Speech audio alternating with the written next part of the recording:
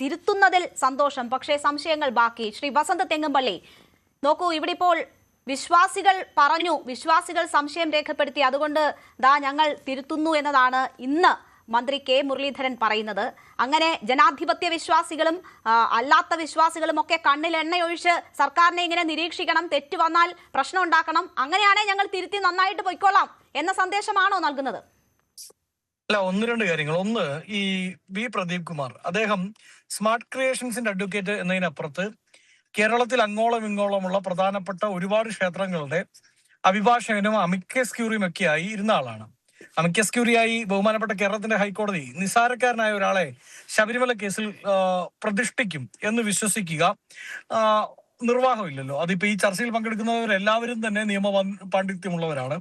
അപ്പോൾ ആ മേഖലയിൽ, അതായത് നിയമപരമായ മേഖലയിൽ വളരെ കൃത്യമായ അവധാനതയും പാണ്ഡിത്യമുള്ള ആളാണ് പ്രദീപ് കുമാർ എന്നതിൽ സംശയമില്ല.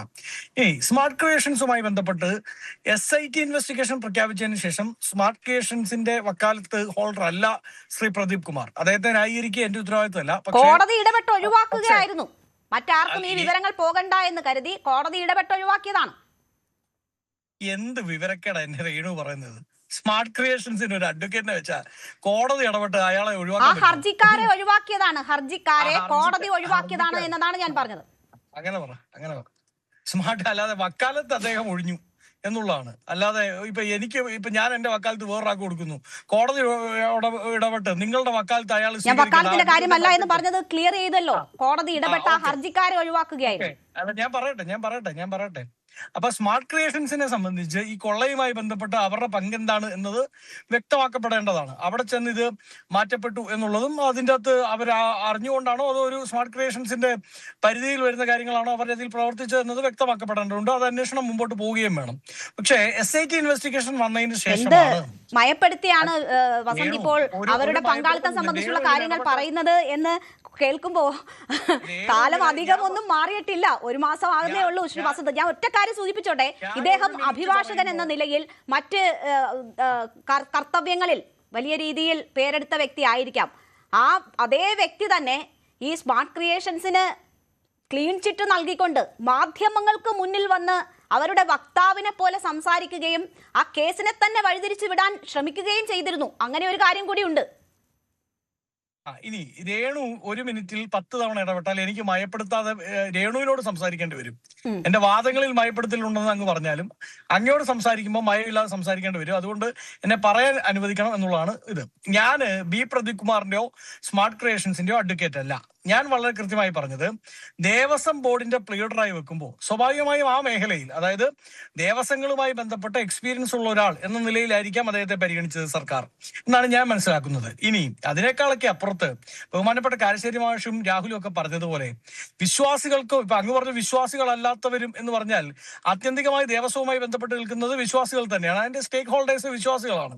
നമ്മൾ എത്ര സെക്യുലറിസം എന്ന് പറഞ്ഞാൽ ദേവസ്വം ബോർഡ് വിശ്വാസികളുമായി ബന്ധപ്പെട്ടാണ് എന്നാണ് കോൺഗ്രസിന്റെ ടേക്ക്, ഞങ്ങളുടെ സ്റ്റാൻഡും.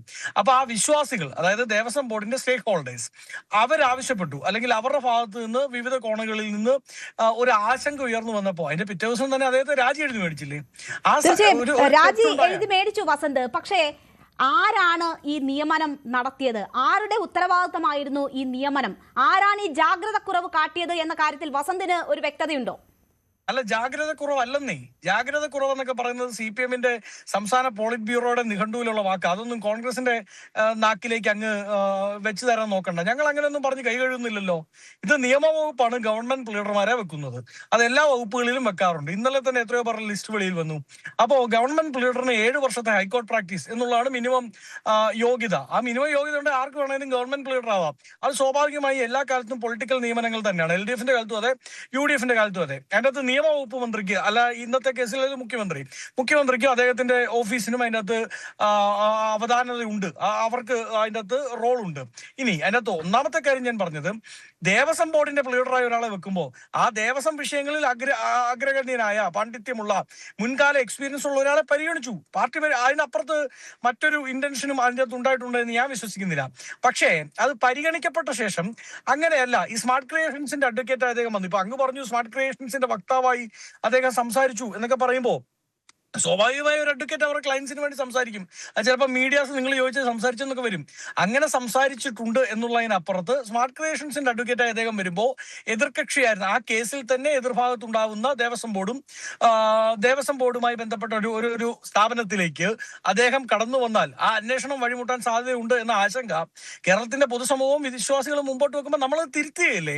അല്ലാതെ ഇപ്പോഴും കടിഞ്ഞു തൂക്കി അതിന്റെ പിറകെ നടന്ന് നിയമത്തിന്റെ പുറകെ പോയി സുപ്രീം കോടതിയുടെയും ഹൈക്കോടതിയുടെ വരാന്ത തിങ്ങി നിറങ്ങി അവസാനത്തെ പെൻഷന്റെ വറ്റു മേടിക്കാൻ വേണ്ടി CPM-കാർ ഇരുന്ന പോലെ ഇരിക്കുന്നില്ലല്ലോ. എത്രയോ ഉദാഹരണങ്ങളുണ്ട്. അങ്ങ് പറഞ്ഞു 1 മാസേ ആയുള്ളൂ സർക്കാർ മാറിയിട്ടെന്ന്. ആ 1 മാസം മുമ്പ് ഇതല്ലായിരുന്നല്ലോ നടക്കുന്നത്.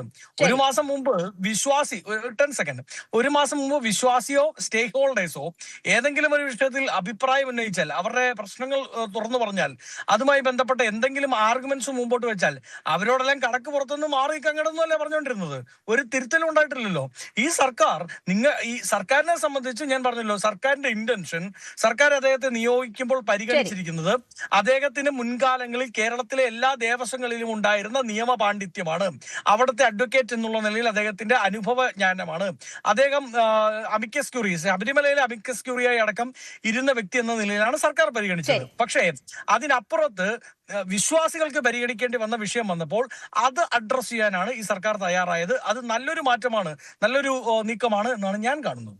ശരി, അഡ്വക്കേറ്റ് പ്രിജി, ഇവിടെ ഇപ്പോ 1 മാസമായില്ലെങ്കിൽ എന്താ, 4 തെറ്റ് പറ്റിയിട്ടുണ്ടെങ്കിൽ എന്താ, ഞങ്ങൾ 2 പേരെ തിരുത്തിയില്ലേ, 2 പേരുടെ കാര്യത്തിൽ ആ തിരുത്ത് വരുത്തിയില്ലേ, അതൊരു നേട്ടമല്ലേ, ഒരു പോസിറ്റീവ് മാർക്കല്ലേ എന്ന് കോൺഗ്രസ് പ്രതിനിധി ചോദിച്ചാൽ അങ്ങനെയും കാണേണ്ടി വരത്തില്ലേ? തിരുത്തുണ്ടാകുന്നു എന്നത് പോസിറ്റീവായി കാണേണ്ടുന്ന കാര്യമല്ലേ?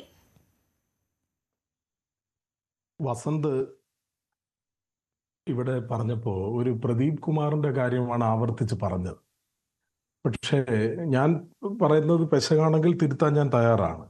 ഞാൻ മനസ്സിലാക്കിയത്, മാധ്യമങ്ങളിലൂടെ ഞാൻ മനസ്സിലാക്കിയത്, ഒരു KB പ്രദീപിനെ ദേവസ്വത്തിന്റെ സ്പെഷ്യൽ പ്ലീഡറായി നിയമിച്ചു എന്നാണ്. എനിക്കാണ് തെറ്റ് പറ്റിയിട്ടുള്ളത്. ശരി. അപ്പോ അദ്ദേഹത്തിന്റെ ഈ മെറിറ്റിനെ സംബന്ധിച്ച് ഒന്നും ഒരു ആർഗ്യുമെന്റിലേക്ക് അദ്ദേഹം മോശപ്പെട്ട അഭിഭാഷകനാണെന്നോ അല്ലെങ്കിൽ നല്ല അഭിഭാഷകനാണെന്നോ ആ തരത്തിലുള്ള ഒരു ഇവാലുവേഷനിലേക്ക് ഞാൻ പോകുന്നതേയില്ല. പക്ഷേ ഇതിനകത്ത് വസന്ത് പറഞ്ഞിട്ടുള്ള 1-2 ആർഗ്യുമെന്റുകൾ കേരളത്തിലെ ജനം, കേരളത്തിൽ UDF-ന് വോട്ട് ചെയ്ത് ജയിപ്പിച്ച ജനങ്ങൾ ഒന്നാകെ ചെവി തുറന്നും കണ്ണു തുറന്നും കാണേണ്ടതും കേൾക്കേണ്ടതുമാണ് എന്നാണ് എൻ്റെ അഭിപ്രായം. അതിനകത്ത് വസന്ത് പറഞ്ഞ ആർഗ്യുമെന്റിനകത്ത് ഉള്ള ഒരു കോൺട്രഡിക്ടറി വെർഷൻസ്. വസന്ത് പറഞ്ഞത്, കൂടുതൽ വാർത്തകൾക്ക് News 18 Keralam YouTube channel subscribe ചെയ്യുക.